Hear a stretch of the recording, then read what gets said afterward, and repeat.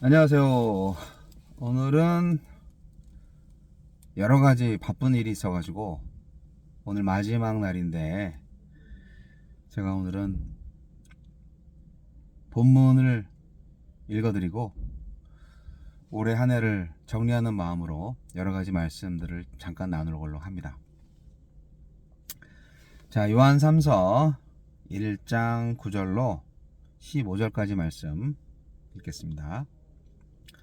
내가 두어 자를 교회에 썼으나 그들 중에 으뜸되기를 좋아하는 디오드레베가 우리를 맞아들이지 아니하니, 그러므로 내가 가면 그 행한 일을 잊지 아니하리라. 그가 악한 말로 우리를 비방하고도 오히려 부족하여 형제들을 맞아들이지도 아니하고, 맞아들이고자 하는 자를 금하여 교회에서 내쫓는도다. 사랑하는 자여, 악한 것을 본받지 말고 선한 것을 본받으라. 선을 행하는 자는 하나님께 속하고 악을 행하는 자는 하나님을 배웁지 못하였느니라. 데메드리오는 무사람에게도 진리에게서도 증거를 받았음에 우리도 증언하노니, 너는 우리의 증언이 참된 줄을 아느니라. 내가 네게 쓸 것이 많으나 먹과 붓으로 쓰기를 원하지 아니하고 속히 보기를 바라노니, 또한 우리가 대면하여 말하리라. 평강이 내게 있을지어다.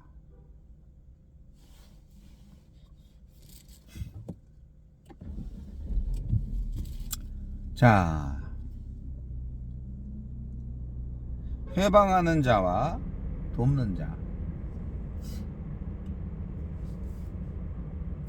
회방하는 자와 돕는 자. 교회에는 회방하는 자가 있고요, 돕는 자가 있죠. 나는 회방하는 자인가, 돕는 자인가 생각해 보면 나는 항상 돕는 사람이지, 그렇게 생각을 하기도 하지만, 그러나 그렇지 않을 수도 있습니다. 내가 나도 모르는 사이에 회방하는 사람이 될 수도 있거든요.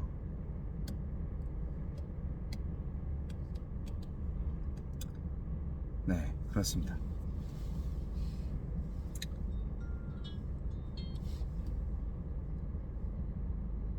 요한 사도는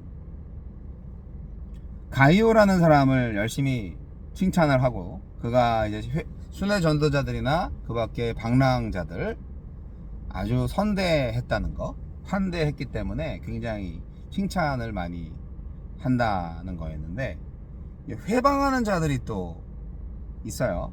실명이 나오네요. 디오드레베라는 사람이 성경에 기록되어 있으니까 이게 얼마나 치욕적인 이름입니까, 이게. 성경에 이런 이름이 기록되어 있다는 건 참.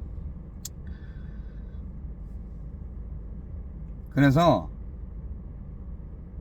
요한 사도가 말씀하신 것처럼 악한 것을 본받지 말고 선한 것을 본받아야 하겠습니다. 선을 행하는 자는 하나님께 속하고 악을 행하는 자는 하나님을 배웁지 못하였느니라, 이렇게 말하고 있는데요.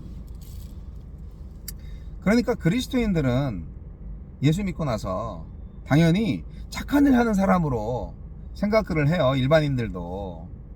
근데 그럼에도 불구하고 우리 그리스도인들이 착한 일을 하지 않는 경우도 꽤 많습니다.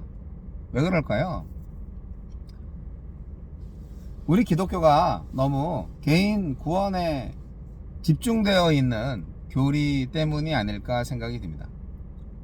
그 교리가 전부는 아닌데, 우리가 처음부터 요한 사도의 설교를 많이 들었다면, 아, 내가 기독교인이 된다는 것은 이웃을 사랑하는 새로운 일을 시작하는 거구나, 그렇게 이해를 했을 것 같아요. 그러나 예수 믿고 구원받는 거, 예수 믿고 천당 가는 거, 예수 믿고 아무리 죄를 지었어도 용서받고 그 구원은 절대로 놓치지 않을 거고 끝까지 나는 구원받는 거, 그래서 개인의 구원의 기쁨에만 이제 감동이 되고, 그 감격으로 개인적으로는 굉장히 기쁘게 살지만 일상생활 가운데에서 구원의 기쁨을 가진 자로서, 예수의 생명을 받은 자로서 제대로 공동체의 생활을 못하는 경우가 많이 있었다는 거죠. 그러면서 종교 행위만 계속 열심히 한 거죠. 예배 참석, 교회 봉사, 선교 활동까지. 그래서 성경에는 분명히 교회 건축에 대한 얘기도 없고요, 교회 건물 건축에 대한 얘기도 없고요,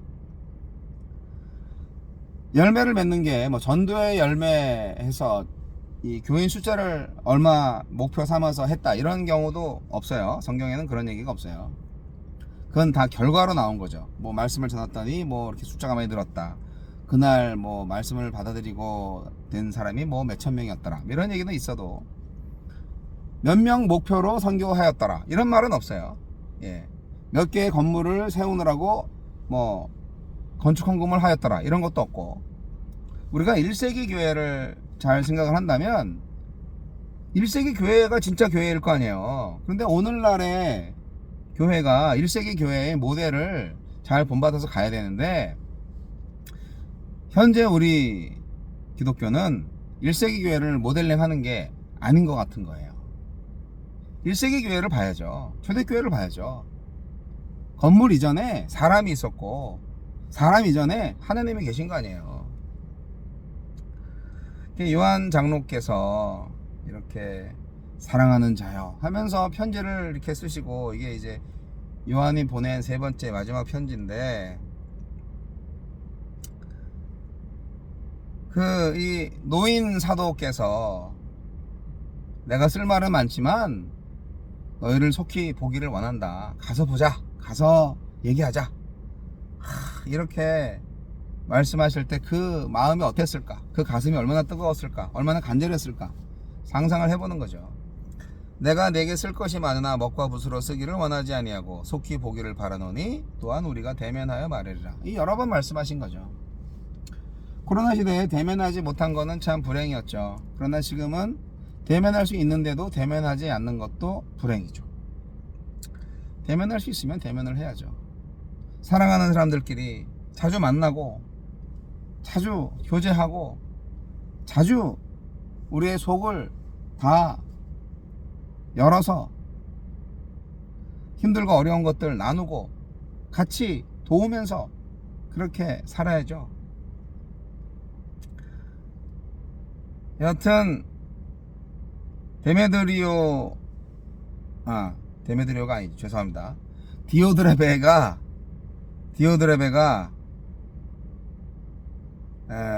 나쁜 사람이었어요. 그래서 마치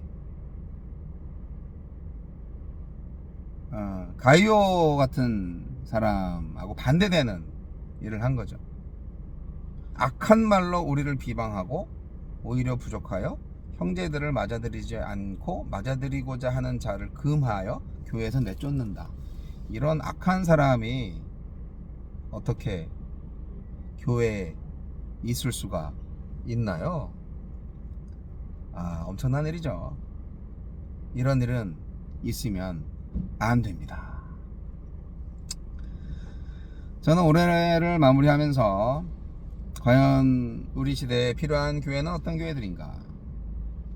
우리 시대에 정말 교회가 교회다운 일을 하고 있나? 한국교회에 정말 희망이 있는가 생각을 해봅니다. 그런데 2년 동안의 코로나 사태, 코로나 상황을 겪고 나서도 별로 달라진 거 없는 것 같아요. 참 안타까워요. 하나님께서 코로나를 통해서 분명히 우리 한국 교회, 전 세계 교회에 주신 메시지가 있어요.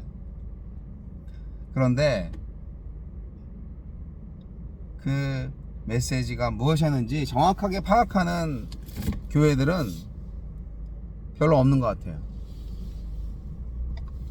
하나님께서 우리한테 분명한 메시지를 주셨어요. 그래서 어떤 상황이든지 하나님께서 이루시고자 하는 분명한 메시지가 있어요. 그걸 우리가 깨달아야 합니다. 여러 번 말씀드렸지만 더 이상 주일날 교회에 예배 참석하는 것으로서 내가 기독교인이다 라는 것을 증명하는 시대는 완전히 끝났습니다. 옛날부터도 그랬지만 지금도 세상 사람들은 예수 믿는 사람이라면 착한 일 하는 사람, 뭐 우리나라 같은 경우에는 예수 믿는 사람이라면 술도 안 먹고 담배도 안 피고 막 그런 사람으로 생각을 합니다. 뭐 잘못된 건 아닙니다. 좋은 거죠. 오히려 중동의 아랍 사람들, 아랍권 있는 사람들, 중동 사람들 술을 안 하잖아요. 오히려 술은 이쪽 사람들이 많이 먹어요. 자, 요한사도의 가르침을 올해 마지막 교훈으로 삼아 본다면 어떻습니까? 형제사랑을 실천해야 합니다. 형제사랑을 실천해야 합니다. 그것이 교회가 교회되는 일이고 우리가 살 길입니다. 저는 올해 많은 일들을 경험하고 있습니다. 올해 2월 달에 드디어 제가 결심을 하고 대형 트럭 운전을 시작했습니다. 2월 달에 이제 그 강동물류라는 회사하고 컨택을 해서 3월 달에 사업을 시작을 했어요. 그 회사를 통해서 중고 트럭을 구입을 했고요. 그리고 집 차량 기사로서 그 회사 계약을 맺고 이제 그 회사에서 저한테 운송 건을 계속 이제 말해줍니다. 카톡으로 하죠. 배차 부장이 있어요. 배차부 직원이 저에게 매일 출퇴근을 찍어줍니다. 하루에 어떨 때는 많게는 8건까지, 뭐 적을 때는 3건, 2건 이렇게 찍어줍니다. 아직은 제가 초보라서 많이 못했어요. 그런데 초보 시절은 분명히 있는 것 같아요. 지난 그 3월부터 이제 트럭 운전을 하고 나서 6개월 동안은 이 뒤가 기니까 이게 차가요, 짐칸만 9.6m고요 9.7m, 그리고 앞에 캡까지 하면요 12m가 넘어요. 그러니까 일반 자가용 세대에 딱 붙여놓은 거죠. 아이고, 그래서 꼬리치기를 너무 많이 하고요. 뒤에 카메라 딱 한 대 있는데 감이 없으면요 그냥 열심히 박아요. 그럼 물어준 게 한두 건이 아니에요. 아휴, 그 초보 시간을 다 보내고. 근데 이제 할부로 샀으니까 그 할부금 갚아야지. 뭐 또 집 차량이라서 모든 화물 운송 건에 8%는 또 수수료로 뛰어가지. 기름값도 장난이 아니잖아요. 보험료 내야 되지. 그리고 번호판도 제가 사지 않고 번호판도 살려면은 3천만 원 이상 줘야 되는데 그것도 빌렸어요. 빌려주는 회사가 또 전문적으로 있어요. 그래서 한 달에 또 몇십만 원씩 번호판 비를 또 내고, 이것저것 하다 보면은 한 달에 만약에 1,500만 원 매출을 올렸다. 순이익이 500만 원도 안 되더라고요. 야, 정말. 그리고 항상 위험하죠. 그리고 근무 시간이 하루에 12시간은 기본이고요. 보통 18시간씩 운전을 했던 것 같아요. 하나님께서 왜 이런 일을 나한테 시키셨을까? 하나님이 시킨 건가? 내가 한다고 그랬지? 물론 그럴 수 있어요. 제가 고집으로 했을 수도 있어요. 하지만 어쩌겠어요? 이미 저질렀는데. 하나님께서 이 일을 통해서 뭔가 영광 돌릴 수 있는 일을 저한테 맡기신 게 아닌가, 그런 생각을 합니다. 아무쪼록 화물 운송을 하면서 하나님의 영광을 가리는 일은 없어야 되겠다, 그런 생각을 하고요. 그리고 어쨌든 경제활동을 하는 거잖아요. 그리고 이 화물운송은 우리나라 산업의 한 일부분이죠. 예. 물류를 담당하는 일부분이죠. 이 화물 없어지면은 뭐 도로가 다 깨끗해지겠죠. 예. 집에서 뭐 물건 받는 거 못 하는 거죠. 예. 이 화물 운송이 이 산업에 꼭 필요한 부분이고, 그리고 딱 거리 뭐 짐 무게 이런 거 딱딱 해가지고요. 이게요 뭐 꼼수가 없어요. 그러니까 정확해요. 운송업이라는 게 그런 것 같아요. 꾸준하게 일한 만큼 번다. 약간의 요령이 있을 수는 있지만, 그런 차원에서 운전할 때는 기도하면서 찬송하면서 그렇게 할 수 있잖아요.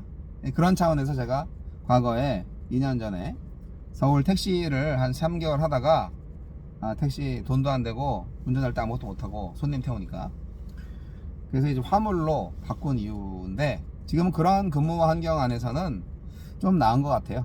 네. 하지만 역시 힘들다, 피곤하다, 돈이 내가 예상하는 만큼 안 벌린다, 뭐 이런 건 있어요. 자, 이제 하루가 지나고 내년이 1월 1일인데 내년부터 아주 획기적으로 바뀌는 게 있습니다. 제가 제7 공병여단 156 공병대대, 지금 경기도 성남시에 있는 그 공병대대 늘 푸른 교회 목사로 이제 위촉을 받아서 1월 1일부터 섬기게 됩니다. 내일 첫 설교를 하게 되는데요. 긴장됩니다. 두렵고 떨리고. 네. 이 푸른 제복을 입은 그 20대 청년들한테 설교를 하는 거죠. 내일 출석 인원은 36명이라고 그러더라고요. 그게 매주마다 보고가 돼요. 금요일이면 딱 교회 출석 인원이 딱 보고가 나와서 토요일날 아침에 알 수가 있대요. 그리고 매주 간식을 제공해야 됩니다. 간식비가 제가 볼 때는 한 주에 최소 10만원씩은 들을 것 같아요. 그것도 이 자비랑 군 선교사다 보니까 다 제가 감당을 해야 되겠죠. 그래서 야, 이거 안 되겠다, 좀 후원을 좀 받는 방향으로도 좀 해야 되겠다 라는 생각은 하고 있습니다. 그러나 군선교 자체가 의미가 있죠. 그들은 뭐 간식을 먹으러 오든 뭐 어떤 이유로도 오든 쉬러 오든 간에 그 시간에 예배를 통하여서 말씀을 듣고 찬양을 하고 하나님을 만날 수 있는 기회를 제공받는 거 아니에요. 그 시간에 말씀을 전할 수 있는 기회가 얼마나 큰 거예요. 20대 꽃다운 청년들한테 제가 말씀을 전하고 함께 예배할 수 있는 일이 벌어진 거죠. 엄청난 일이죠. 제가 후원만 잘 받고 또는 뭐 제가 뭐 운송업을 잘 해가지고 돈을 많이 벌고 뭐 등등 여러 가지 하면은 이거는 정말 군선교라는 엄청난 일을 감당하는 건데요. 정말 하나님한테 기쁨이 되는 목회와 선교를 하고 싶어요. 성도 여러분들 많이 기도해 주셔야 됩니다. 그리고 또 한 가지 있어요. 이제 내년도에 봄에 2월이나 3월 달 정도, 아마 3월 정도 될 것 같은데, 드디어 제가 어머님을 모시고 살 새 집을 완공할 예정입니다. 이것도 올해 2월 달부터 막 설계하고 막 해가지고 뭐 인허가 다 받고 하는 식으로 해가지고 여름 다 지나고 가을부터 이제 실제로 착공 시작을 해서 지금 열심히 콘크리트를 붓고 있는데요. 이것도 잘 마무리가 돼서 3월달 정도에 지어지면은 거기에 제 2층에다가 한 20평 정도 되는 작은 공간을 예배할 수 있는 공간을 만들려고 하거든요. 그곳에서 유튜브 촬영도 멋있게 하고 말씀도 잘 전하고 또 작은 찬양 모임도 할 수 있고 여러 가지가 이제 예정되어 있습니다. 그리고 마지막으로 세 번째 이벤트가 또 있는데, 제가 어떻게든 더 늦기 전에 음반을 내려고 합니다.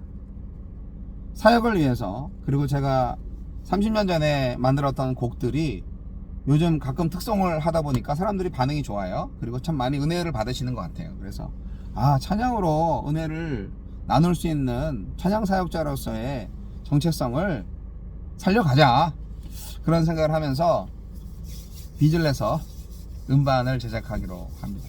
음반 제작비가 한 3천만 원 되는데요. 그냥 저질러 봅니다. 제가 저질르는데 능사를 뭐 하는 건 아니지만 안 저지르면 할 수가 없는 일이에요. 예. 그래서 저는 이제 건축을 위한 돈도 은행에서 빌렸고 음반을 위한 돈도 이제 빚으로 하는 거고 빚부자가 되었지만 그럼에도 불구하고 저는 하늘나라의 부자로 살려고 합니다.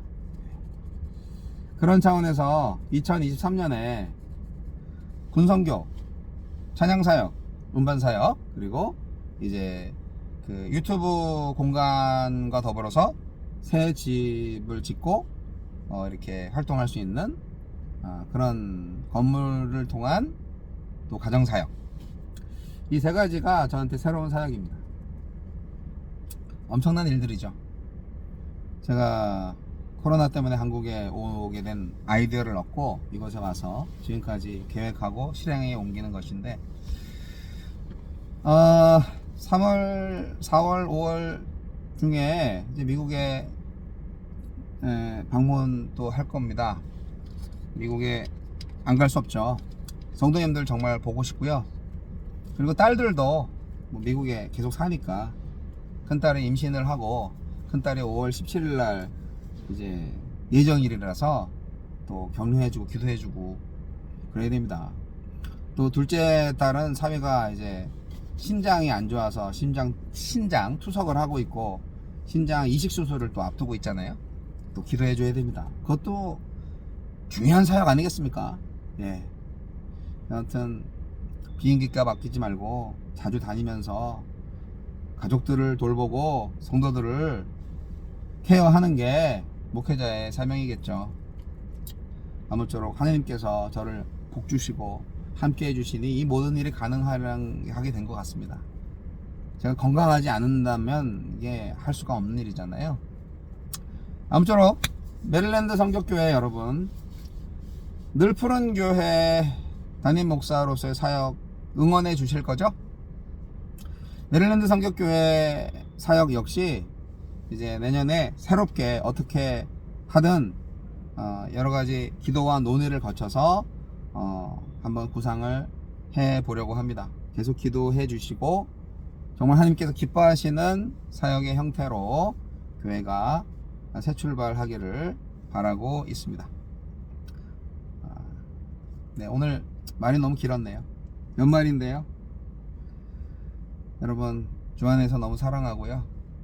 하나님께서 저에게 주신 사명, 우리 성도님들 같은 마음을 품고 함께 후원해 주시면 좋겠습니다. 그리고 저도 이 유튜브를 보고 있는 모든 분들 기도 제목이 있으면 올려주시고 저도 기도하도록 하겠습니다.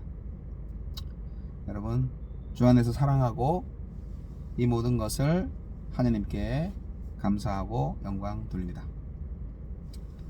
해피 뉴 이어.